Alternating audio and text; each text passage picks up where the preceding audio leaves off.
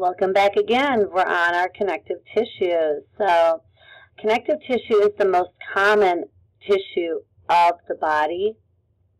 Its functions mainly are in support, protection, and binding of materials. It provides framework for organs. It provides binding from one organ to another organ, and it provides tons of protection depending on the type of tissue. So there's a lot of different types of connective tissues, and we're going to talk about each of those connective tissues. But first, let's talk about some of those cells that are part of the connective tissue. So in connective tissue, we have fibroblasts that produce different types of connective tissue fibers. So the types of fibers that we typically look at, one of the most important fibers, or one of the strongest fibers, I should say, is collagen fiber. Collagen fibers produce collagen, or fibroblasts produce collagen fibers. Collagen fibers are very strong protein fibers that function in providing strength with slight bendability. So think of your bones, and your bones aren't pliable, they don't like bend. But at the same time, if someone runs into your shin or jumps on your shin, the bone doesn't just snap either because it has that slight bendability. And that's what collagen fibers do. Reticular fibers are very structural fibers that help to provide a framework for specific organs, mainly your lymphatic organs, like your lymph nodes, your spleen. Those are made, or the structure of them is made by those reticular fibers.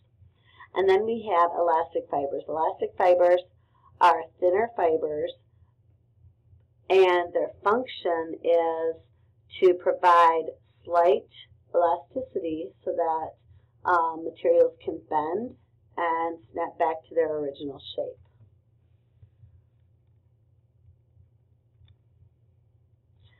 We also have white blood cells, like macrophages, that are found throughout connective tissue. Macrophages are the protector cells of all of our body. So they're white blood cells. They can phagocytize materials that are not supposed to be there. And so they're found in almost every single one of our organ systems will have some macrophages. And they're also found in the connective tissues that make up the different organs, which is why we find them in all these different organ systems. Some of the tissue cells are very specific. So we have adipocytes. Adipocytes are fat cells, and adipocytes are predominantly found in adipose connective tissue, but they can be found in all of our other connective tissues as well, providing a packing to those tissues, kind of making up the intermediate areas where there's no other cells and stuff. And then, of course, we're going to have mesenchymal connective tissue cells. Mesenchymal cells are what are the precursors to all of our connective tissues. So those are the stem cells that are going to become different connective tissue types. So the three types of connective tissues that mesenchyme can give rise to is connective tissue proper, which can be found as either loose or dense, supporting connective tissue like bone or cartilage, and then fluid connective tissue like blood or lymphatic tissue. So let's look at the connective tissue propers first. There are two types, like I said before, loose and dense. Loose connective tissue proper. There are three different forms. We have areolar connective tissue, adipose connective tissue, and reticular connective tissue. Their main jobs, they're going to be, they have very, very vast ground substance, which is non-living material, and then they have fewer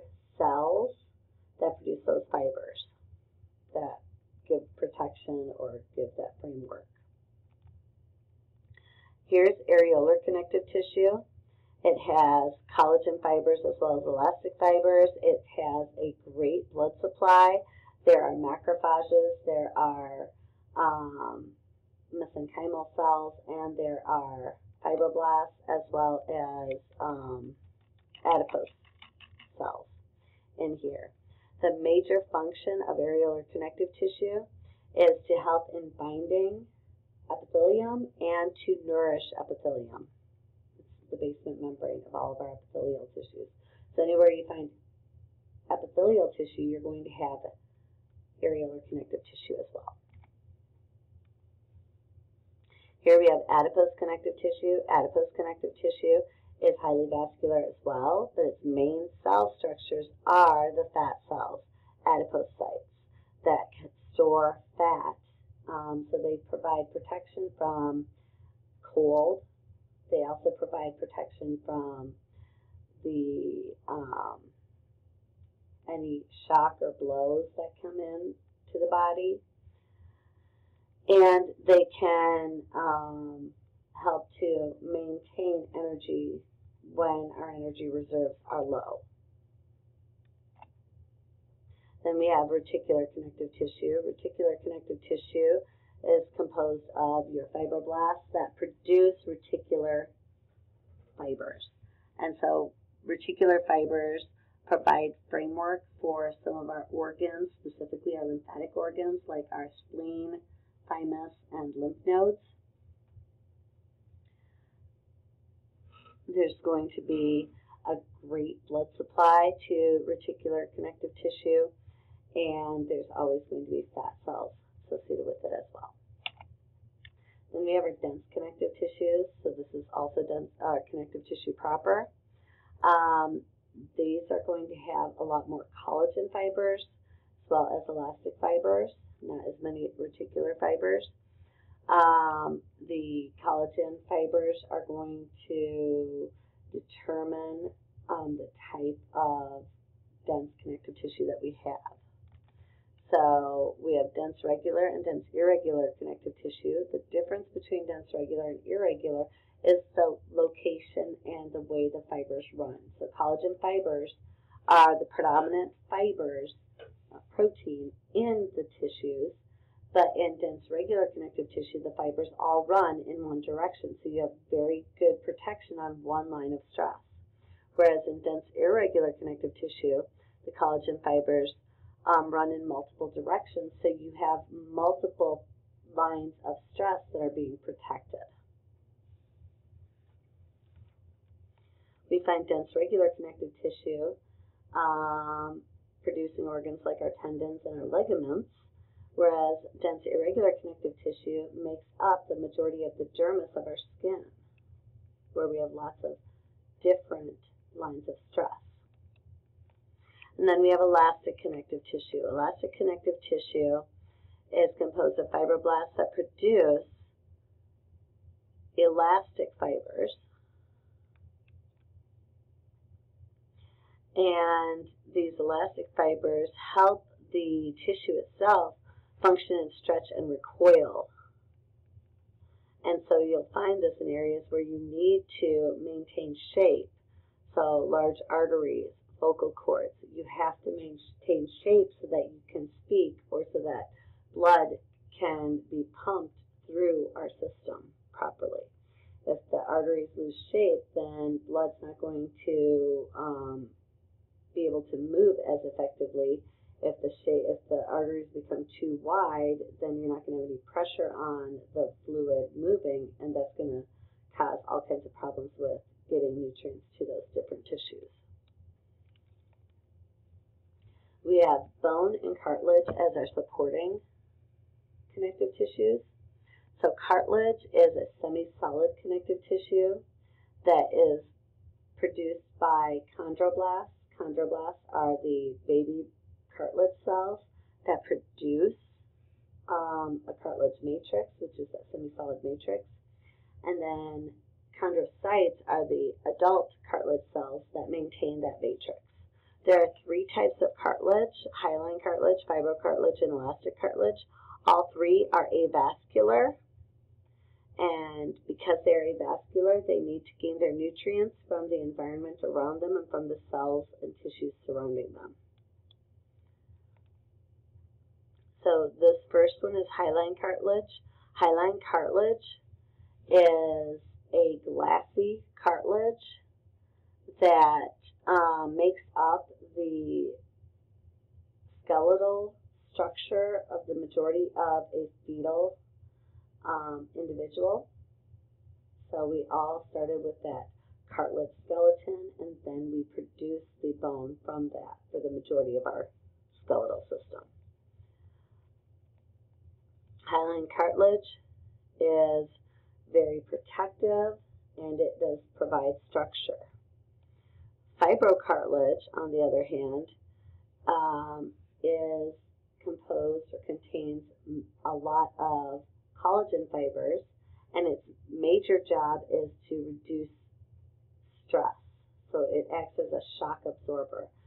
We find fibrocartilage in between our freely movable and our partially movable joints. So in between our vertebrae, intervertebral discs, we have fibrocartilage. Between our pubic bones and the pubic symphysis, we have fibrocartilage. And in between our tibia and femur, we have fibrocartilage. Anywhere that there's a lot of shock absorption necessary, we have that protective cartilage. And then we have elastic cartilage. Elastic cartilage contains elastic fibers as its main fiber. Elastic cartilage helps in maintaining shape of structures. The main area that we see elastic cartilage, we have elastic cartilage that makes up the outer region of our ear. So that trumpet shape of our ear is elastic cartilage. There's, again, your hyaline cartilage. Here you can see fibrocartilage, and you see those collagen fibers a lot better running along this line. And then here is elastic cartilage. Bone then is the hardest connective tissue. It has a solid bony matrix. So the matrix is the non-living tissue along with the protein fibers. And bone has a solid matrix. Bone is very, very protective, and it gives a lot of support and structure, but it's not near as flexible as cartilage is. It contains both collagen fibers and glycoproteins that hold the structure together for protection, and then it contains calcium, calcium salts or calcium and phosphate that comes together and settles into the bone, making the bone very, very hard. The cells that maintain the bone are called osteocytes. Cells that make the bony matrix are called osteoblasts. So very similar to chondroblasts and chondrocytes. This is compact bone over here. And then down here you can see spongy bone. So there's two types. Compact bone looks very much like when you're looking at a tree and you see all the different rings. These rings are known as lacuna. No, I'm sorry. Lacuna are the little small spots. These little tiny areas where the bone cells reside are called lacuna. These are called concentric lamellae that surround the middle canal here. And the bone cells reside in these tiny little areas called lacuna. And then all of these are connected by tiny little canals that connect each of the lamellae to each other. Those canals are called canaliculi. Spongy bone doesn't have these beautiful osteons that you see, but they do have the bone cells, and they produce bone tissue in forms called spicules. So these tiny little bone pieces or fragments come together, and they weave together, forming what looks like a lattice work of bone. We see spongy bone in the ends of all of our long bones, and it helps to decrease the weight of bone, but still allows the bone to be very, very protective and maintain structure. It's highly vascular, so you gain nutrients from the blood. It also has a great nerve supply. So let's look at our fluid connective tissue. Blood is our first fluid connective tissue. Blood is made up of red blood cells as well as multiple white blood cells. This is one white blood cell called a lymphocyte. The matrix of blood is a watery matrix, so it's composed predominantly of water and dissolved solutes, and it's known as plasma. And so this plasma pulls blood around, allowing it to do its job. Blood functions in movement of materials, in protection, and nutrient movement. That's the main thing for red blood cells. It takes oxygen to our cells and brings waste products away from our cells. And then the white blood cells function in protection from potential invaders.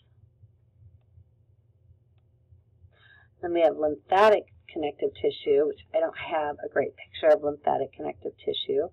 The lymphatic connective tissue is another fluid connective tissue that is directly associated with our blood.